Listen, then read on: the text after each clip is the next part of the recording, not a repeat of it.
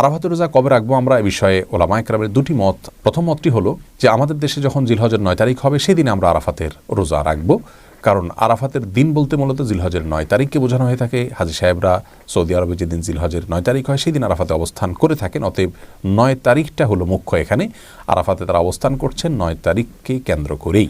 ইয়ামে আরাফা বলা হয় পৃথিবীর যে প্রান্তে আছেন সে প্রান্তে যেদিন জিলহজের 9 তারিখ হবে সেই দিনকে। আরেকটি মত হলো যে হাজী সাহেবরা যেদিন আরাফাতে অবস্থান করছেন সেই দিনটাতে রোজা রাখাই হলো আরাফাতের রোজা, এবং সেই দিনটি আমাদের দেশে জিলহজের 8 তারিখ হয়ে থাকে। এই জন্য অনেক উলামায়ে কেরাম জিলহজের 8 তারিখে রোজা রাখার কথা বলেন হাজী সাহেবদের আরাফাতের অবস্থানের দিকে লক্ষ্য করে, কারণ হাদিসের ভাষ্য হলো আরাফাতের দিনের রোজা।